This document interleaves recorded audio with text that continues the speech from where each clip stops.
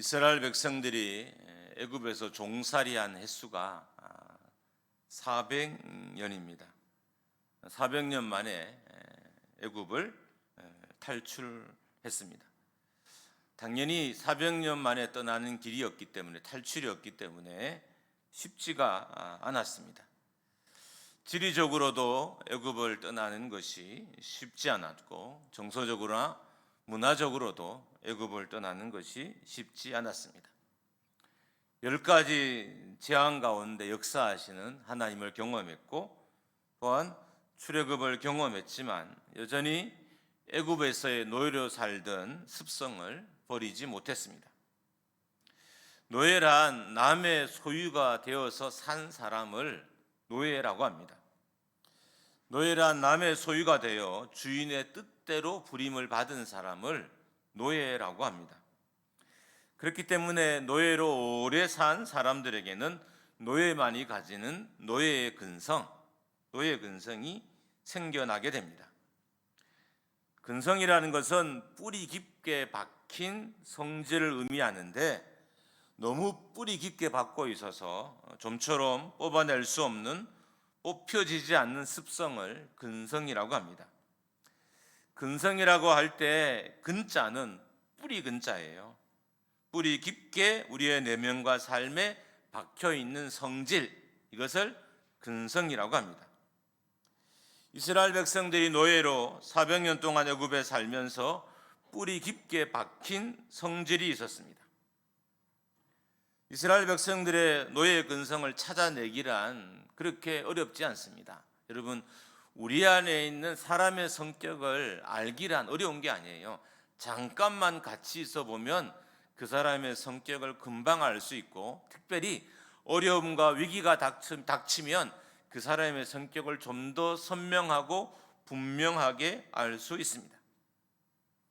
출애굽 후 가장 먼저 부각된 성질을 보면 이 노예의 근성이, 400년 동안 애굽에서 형성된 근성이 어떤 것인지 쉽게 알 수 있습니다. 이스라엘 백성들이 출애굽 후 그들의 근성을 처음으로 드러낸 위치가 어디냐면 홍해 앞이었어요. 아주 홍해를 건너기 전, 갓 애굽을 떠나온 지 얼마 되지 않아서 홍해 건너기 전 홍해 앞에서 그들의 근성을 드러냈습니다. 200만 대군이 절대로 안전하게 건널 수 없는 홍해였고, 홍해 앞에서 드러낸 첫 번째 노예 근성은 두려움과 원망이었습니다. 바로와 바로의 군대가 자신들이 장막을 치고 있는 곳을 해서 가까이 오자 두려움이 생기기 시작했고, 두려움을 이기지 못한 이스라엘 백성들이 원망하기 시작했어요. 여러분, 두려움은, 불안은 삶의 모든 환경을 흔드는, 특별히 영적인 환경이나 내면의 환경을 흔드는 첫 번째 요소예요. 사람이 성격이 이상해지는 것도 두려움에 많이 노출되면 성격이 이상해져요. 그래서 우리는 최대한 자녀를 키울 때도 안정적인 환경에 노출시키면서 자녀들을 키워야 돼요. 부모가 불안하다는 건 자녀가 불안할 가능성이 되게 높아요. 그래서 사람이 두려움 때문에 만들어진 것이 무엇인지를 보면 그 사람의 마음속에 뿌리 깊게 갖고 있는 속성이, 근성이 어떤 것인지 금방 알 수 있습니다. 이스라엘 백성이 두려워서 가장 먼저 드러낸 것은 원망이었어요. 원망의 내용이 두 가지였는데, 첫 번째로는 이스라엘의 애굽에 매장지가 없어서 자기들을 이끌어내서 광야에 죽게 하느냐는 거예요. 차라리 애굽에서 우리를 죽게 하지 왜 우리를 이끌어내서 광야에서 죽게 하느냐, 이게 첫 번째 원망이었고, 두 번째 원망은 첫 번째 원망과 맥락이 되게 비슷해요. 자신들이 애굽 사람을 섬기겠다고 했다는 것입니다. 차라리 애굽 사람을 섬기다가 죽는 것이 광야에서 죽는 것보다 훨씬 낫겠다는 거예요. 광야에서 죽는 것보다 애굽 사람을 섬기다가 애굽에서 죽는 것이 훨씬 더 낫겠다는 것입니다. 애굽 군대가 자기들을 향해 오자 이스라엘 백성은 두려움을 생겼고, 그 두려움을 통해서 가장 먼저 그들에게서 만들어진 것은 원망이었습니다.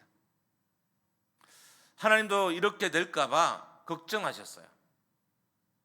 그래서 가나안을 단기간에 갈 수는 있지만 블레셋이 있고 그리고 애굽의 군사 요충지가 있는 해안길로 인도하지 아니하시고 다소 좀 어렵지만 거리는 좀 멀지만 홍해 광야의 길로 하나님이 인도하셨던 거예요.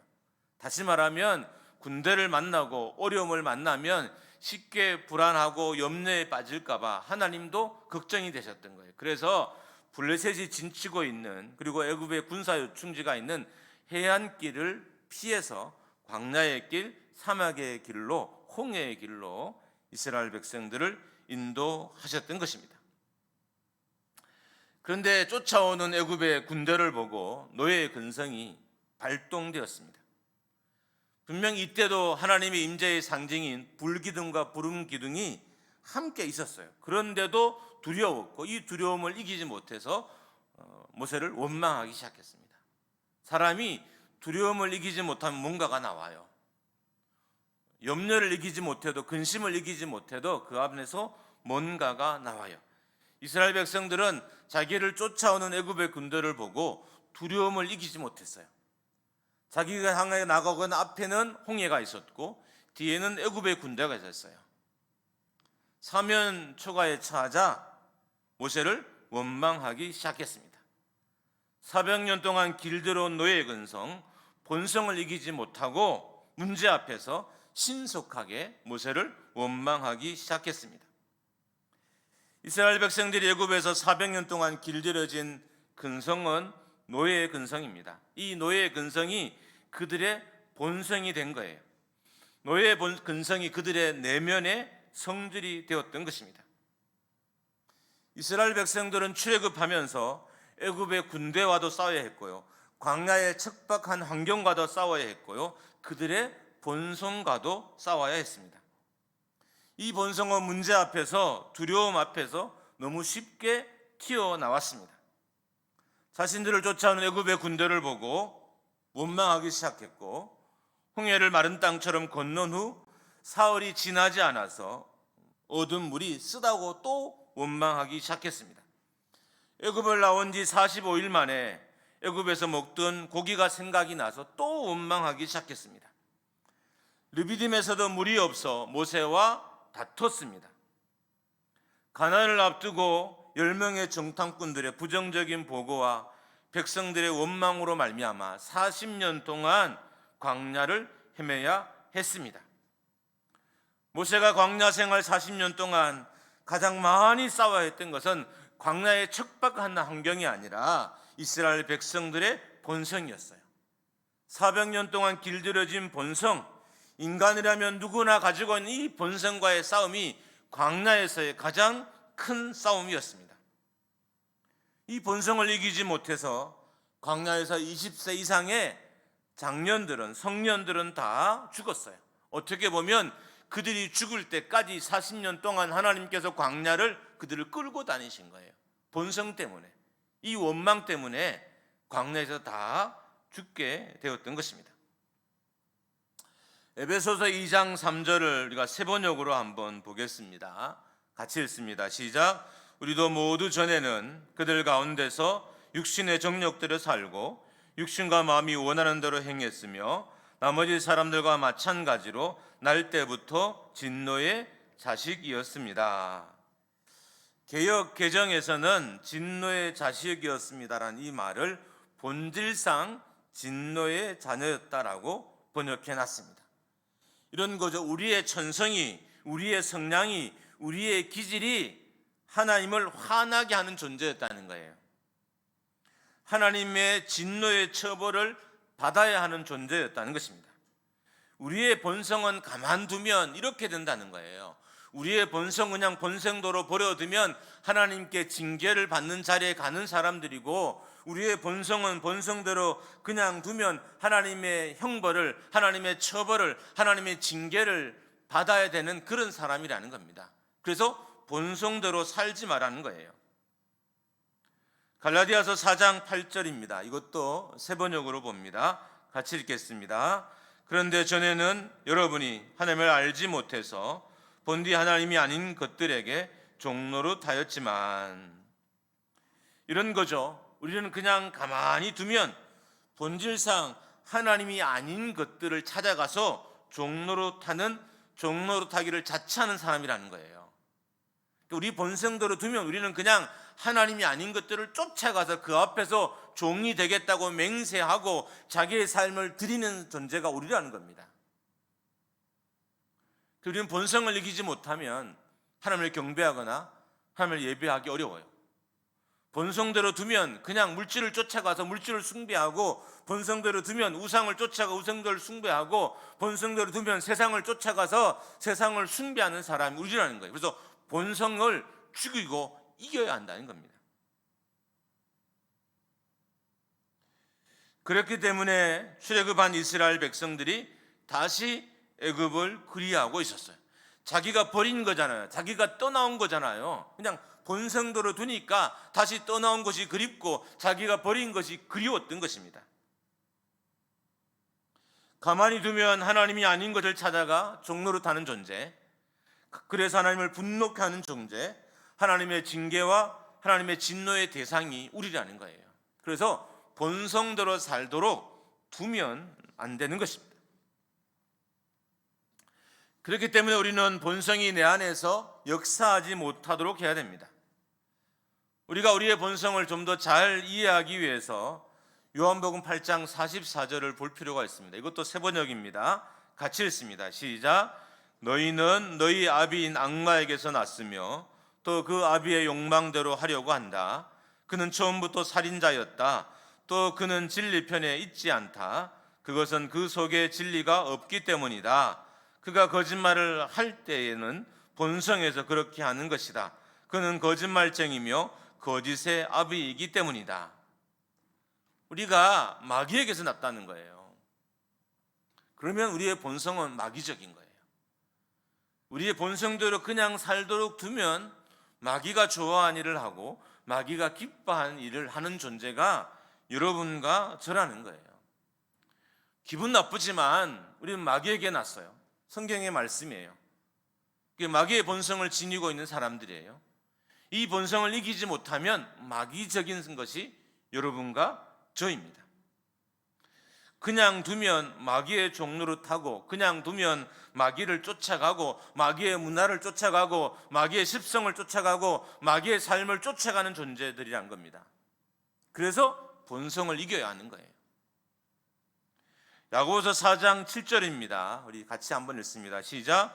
그런즉 너희는 하나님께 복종을 지어다. 마귀를 대적하라. 그리하면 너희를 피하리라. 이 본성을 이기기 위해서 마귀를 대적하고 하나님께 복종하라는 거예요. 우리가 이 본성을 이기지 못하면 마귀적인 삶을 살기 때문에 본성을 이기기 위해서 마귀를 대적하고 적극적으로 하나님께 복종하는 삶을, 적극적으로 하나님께 순종하는 삶을 살라는 거예요.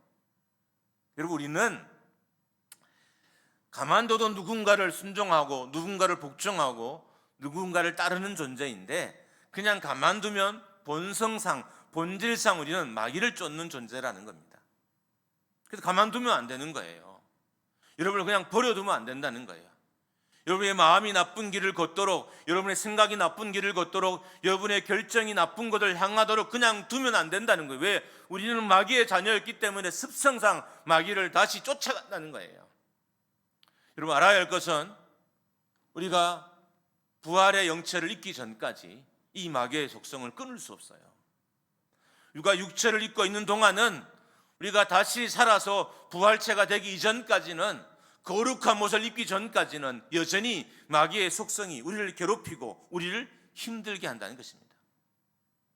그래서 적극적으로 마귀를 대적하고 하나님께 순종해야 하는 것입니다.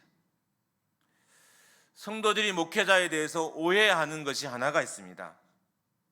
목사가 성도를 괴롭힌다는 겁니다.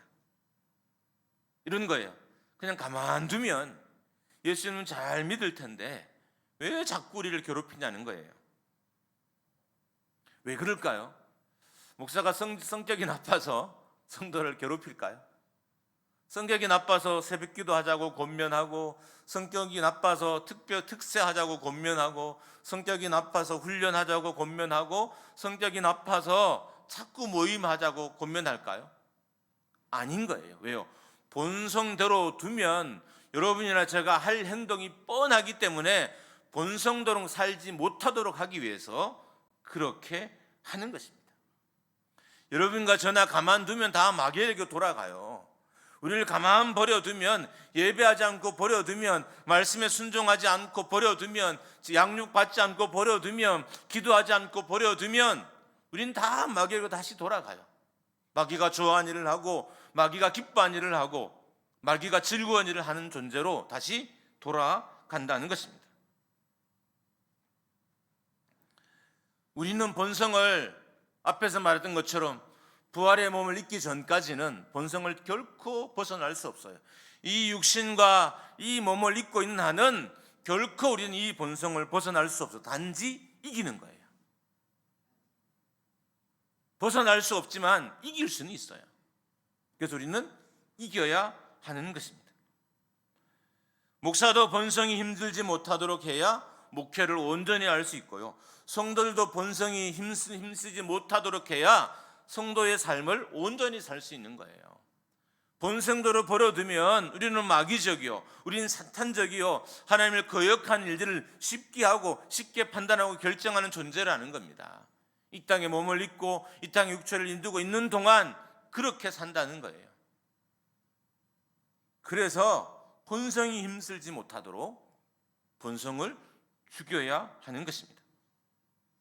열왕기하 6장 14절에서 17절을 보면 엘리사의 사환은 사마리아 성을 둘러싸고 있는 아람의 군사들과 아람의 말과 아람의 병거는 봤어요. 그런데 사마리아 성을 둘러싸고 있는 하나님의 불병거와 하나님의 불말들은 보지 못했던 것입니다. 그래서 엘리사의 사환이 걱정을 했습니다. 내 주여 어찌하리이까? 여러분, 본성은 항상 문제를 먼저 보게 해요. 우리의 본성은 하나님을 먼저 보게 하는 게 아니라, 하나님의 일하심을 먼저 보게 하는 것이 아니라, 하나님의 말씀을 먼저 보게 하는 것이 아니라, 본성은 항상 문제를 먼저 보게 해요. 그래서 우리는 가만히 두면 문제를 먼저 봐요. 모든 사람이 다 똑같아요. 가만 두면 문제를 먼저 봐요. 우리는 문제를 본다고 문제를 이기는 게 아니에요. 만약에 문제를 보는 것이 문제를 이기는 것이라면 분석적이고 예리하고 부정적인 사람이 문제를 다 해결해요. 근데 교회나 가정이나 또 국가나 그 어떤 조직에서도 부정적인 사람이 문제를 해결한 적이 본 적이 있나요? 그 사람 때문에 문제가 더 많아지고 문제가 더 쌓이는 거예요. 공동체는 더 괴로워지고 삶은 더 어려워지게 되는 것입니다. 그런데 객관적으로 보면 엘리사의 사환은 객관적으로 눈에 보인 대로 본 거잖아요. 근데 그게 문제라는 거예요. 우리 입장에서는 객관적으로 보는 것이 뭐가 문제가 되겠어요? 눈에 보인 대로 봤는데, 여러분과 제가 눈에 보인 대로 그냥 봤어요. 눈에 보인 대로 보고 그냥 말을 했어요. 이게 뭐가 문제가 되냐는 거예요. 그런데 문제가 됐습니다. 왜냐하면 눈에 보인 것만 봤기 때문에 하나님의 준비하신 불병거와 불말들은 보지 못했던 것입니다. 성도는 또 다른 눈을 가져야 돼요. 이 육신의 눈이 아니라 또 다른 눈을 가져야 되는데, 그것을 영적인 눈이라고 합니다. 그것을 또한 믿음의 눈이라고 합니다. 성령으로 거듭난 사람들이 가질 수 있는 눈, 믿음이 있는 사람들이 가질 수 있는 눈을 영적인 눈, 믿음의 눈이라고 그러는 거예요. 영적인 눈은 성령으로 거듭난 사람만 가질 수 있어요. 성령으로 거듭나지 않는 사람은 이 영적인 눈을 가질 수 없고, 그래서 영적으로 교회나 내 삶이나 문제를 볼 수 없게 되는 거예요. 믿음의 사람만이 믿음의 눈을 가질 수 있어요. 믿음이 있어야 믿음의 눈을 가지고 모든 문제를 믿음으로 보게 되는 것입니다. 우리의 본성은 그냥 가만히 두면 최선을 다해봐도 객관적으로 볼 정도밖에 못해요. 우리의 본성대로 그냥 우리를 버려두고, 본성이 내 삶의 역사대로 그냥 버려두고, 이 본성이 정말 최선을 다해서 봐도 그냥 객관적으로 볼 정도인 거예요. 그래서 믿음 없는 사람들이 객관적으로 볼 정도가 최고의 어떤 그런 감각이고 시각인 것입니다. 우리의 본성은 가만히 두면 부정적이 됩니다.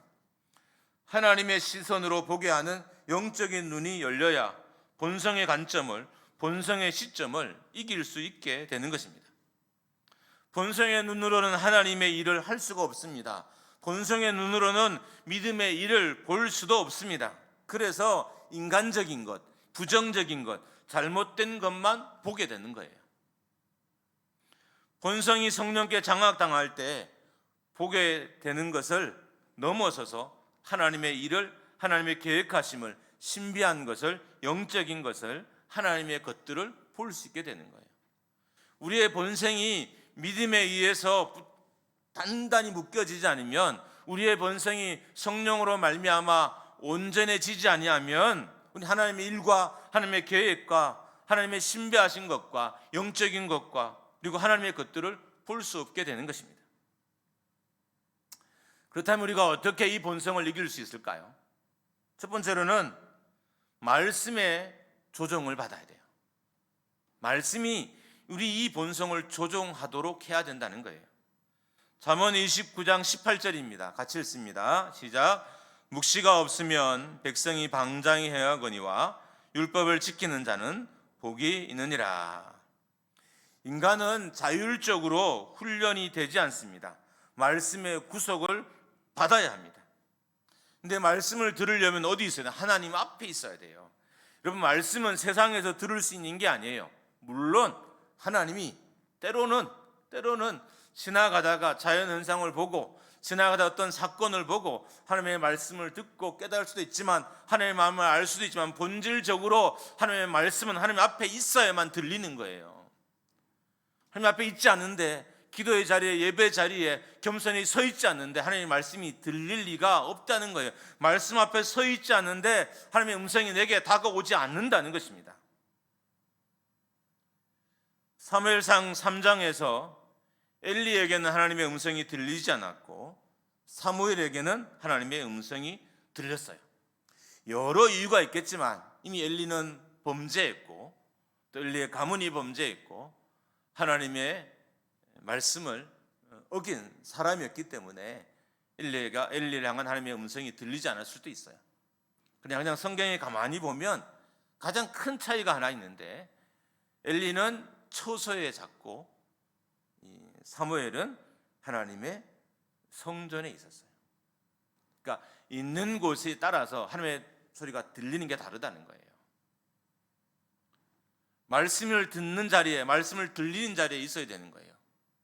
그래서 열심히 말씀을 들리는 자리를 쫓아가고 말씀을 들리는 자리에 서 있을 때 말씀이 내게 들리면 내 본성이 조정되기 시작해요.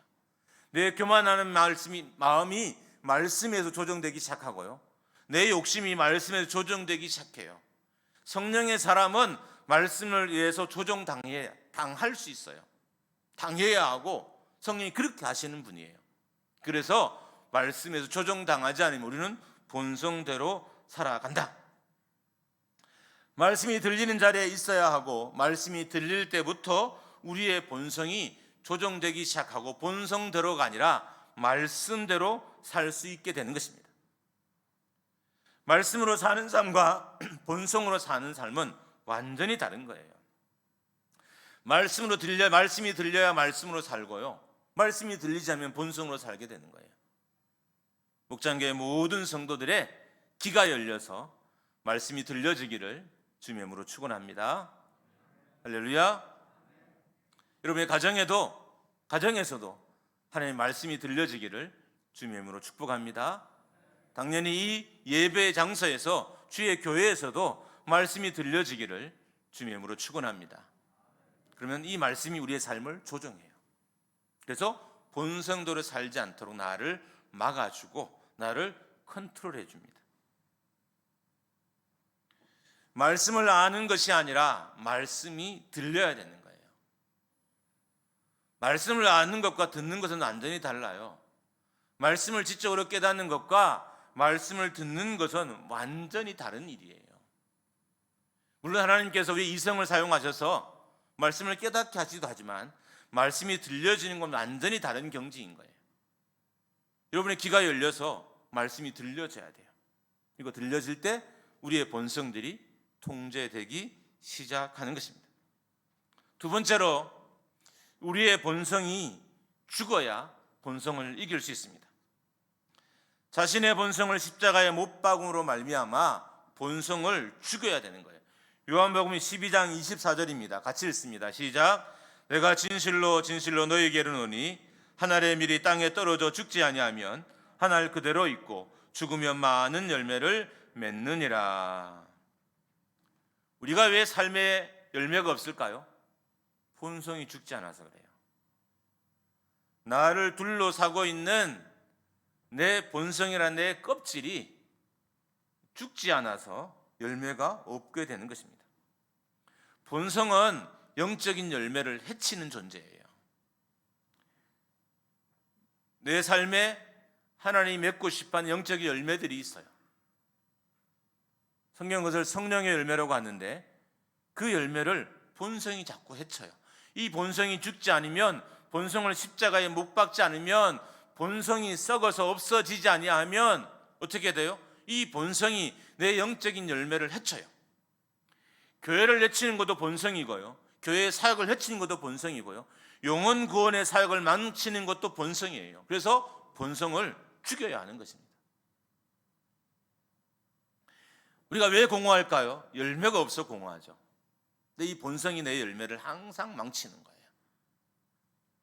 내가 믿음으로 살아 내 삶의 열매가 맺어질 때쯤 되면 이 본성이 발동하고, 이 본성이 발동해서 내 열매를 해쳐요.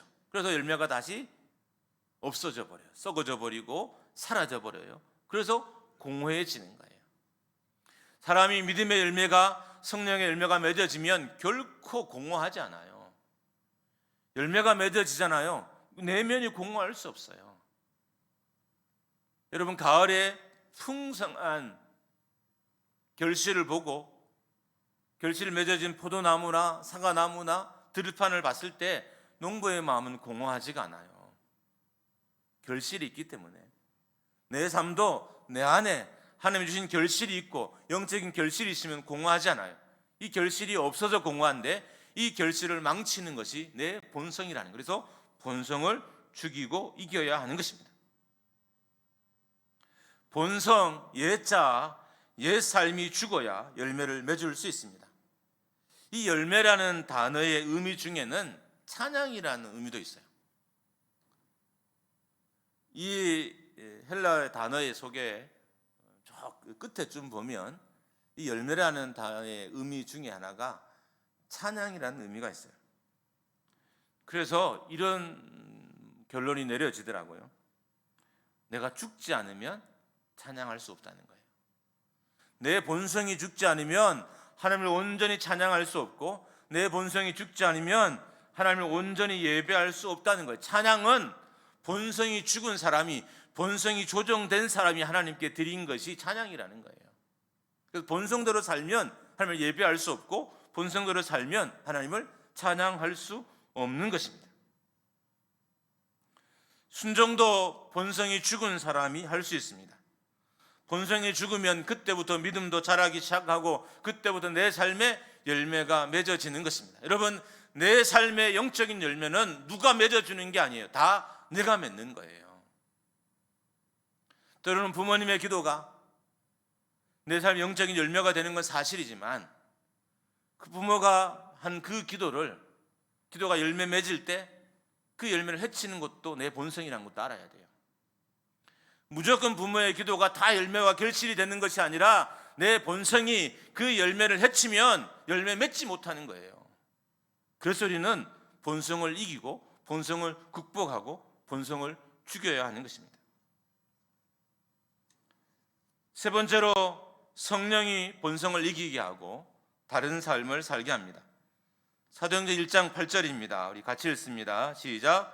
오직 성령이 너희에게 임하시면 너희가 권능을 받고 예루살렘과 온 유대와 사마리아와 땅 끝까지 이르러 내 증인이 되리라 하시니라. 증인의 삶을 성령이 가능케 해요. 열매 맺는 삶도 성령으로 본성을 이길 때 가능한 거예요. 어떻게 성령으로 본성을 이길까? 성령 충만해야 되는 거죠.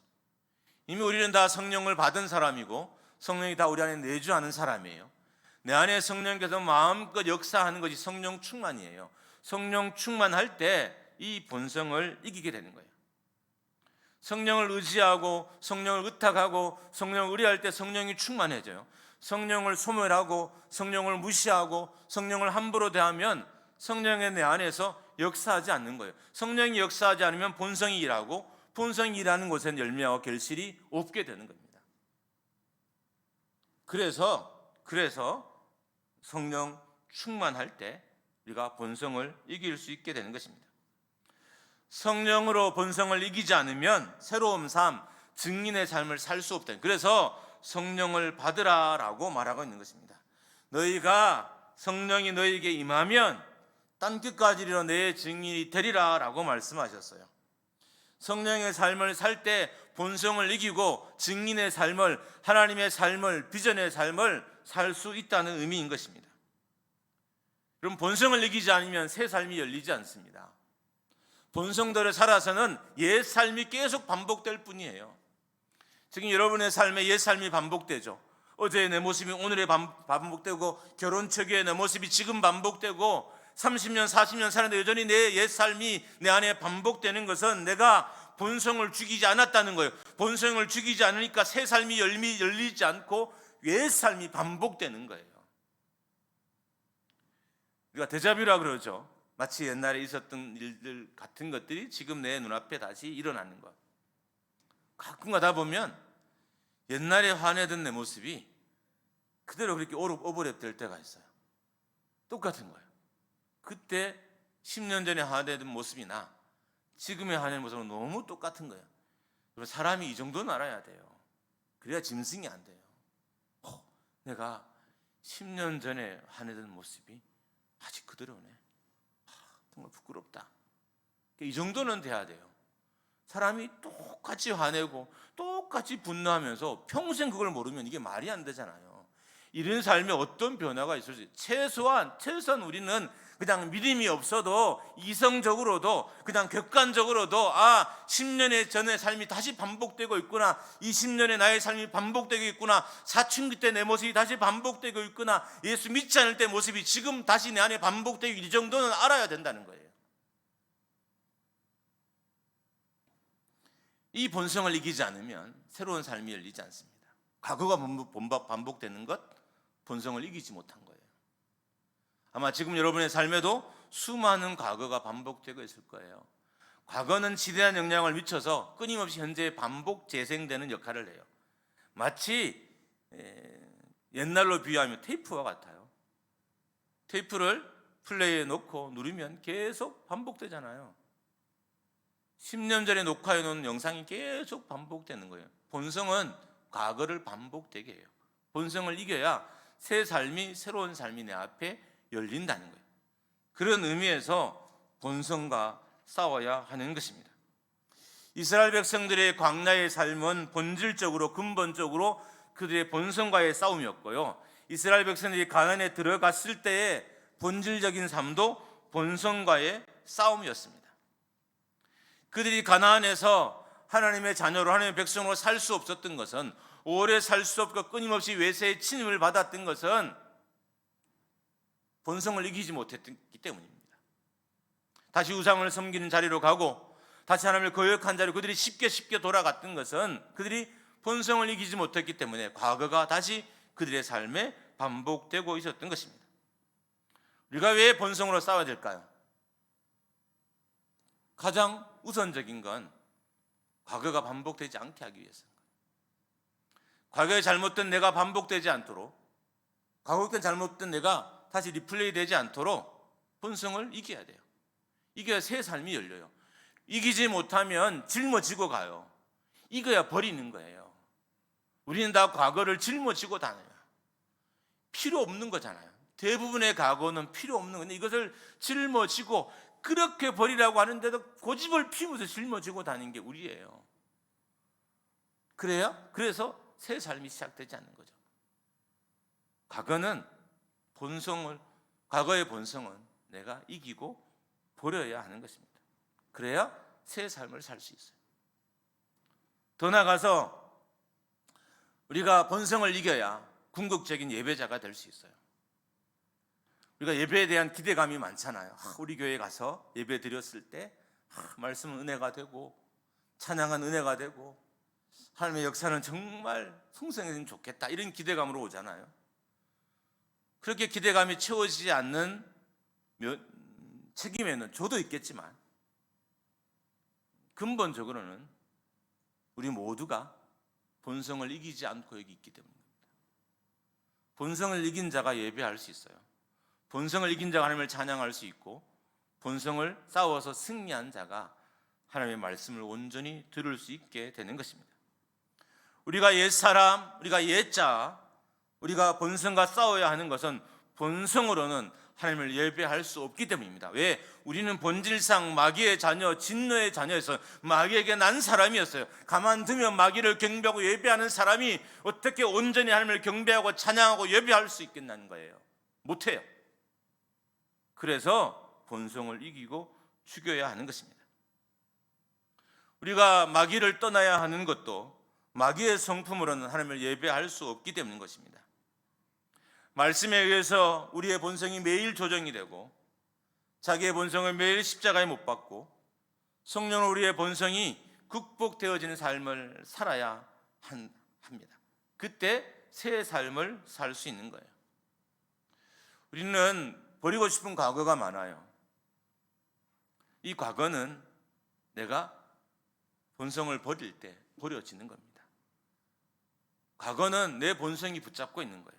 내가 그렇게 싫어한 나의 과거, 내가 정말 수치스러운 나의 과거, 꼭 버리고 탈피하고 싶은 나의 과거는 내 본성이 붙잡고 있는 거예요. 그래서 이 본성을 이겨야 내 과거를 내가 버릴 수 있게 되는 것입니다. 그때 짊어지고 있는 과거의 짐도 다 내려놓게 되는 거예요. 짐을 지고 있으면 이게 상처가 돼요. 짐을 지고 있으면 이게 아픔이 돼요. 짐을 지고 있으면 이게 괴로움이 돼요. 과거를 붙잡고 있으면 유익이 아니라 나를 넘어지게 하는 거예요. 그래서 내가 본성을 이기고 이 과거를 버려야 하는 것입니다. 하나님은 우리가 더 잘 살고 우리가 더 멋지게 사는 것도 기대하지만 본질상 하나님을 예배하는 자로 서기를 바라셔요. 근데 이 예배는 본성을 이긴 자가 드릴 수 있는 거예요. 마귀의 속성으로는, 마귀의 성품으로는, 마귀에서 받은 것들로는 하나님을 결코 예배할 수 없어요. 성령이 내게 주신 것으로, 성령이 길들여진 것으로, 성령이 내게 허락하신 것으로만 하나님을 예배할 수 있게 되는 거예요. 그래서 본성을 이겨야 하는 것입니다. 오늘 이후 여러분과 제 안에 이 본성을 이기는 역사가 날마다 일어나기를 주님의 이름으로 축원합니다. 옛사람이 여러분과 저를 떠나가기를 주님의 이름으로 축원합니다. 축원합니다. 축원합니다. 아버지가 옛자를 버리면 자녀가 행복해집니다. 어머니가 옛자를 버리면 자녀들이 행복해집니다. 어른들이 옛자를 버리면 다음 세대가 행복해요. 우리는 사람과 싸울 게 아니라 내 안에 있는 거짓된 나와 싸워야 됩니다. 내 안에 있는 잘못된 나와 싸워야 됩니다. 이거와 싸우고 이길 때 하나님이 새로운 삶을 나에게 선물해 주시는 것입니다. 이길 수 있기를 주님의 이름으로 축원합니다. 다음 한 주간 열심히 살고 오십시오. 그리고 그럴 때 우리 예배가 어떠한지 한번 보십시오. 하나님 우리를 예배자로 세우실 것입니다. 함께 찬양하고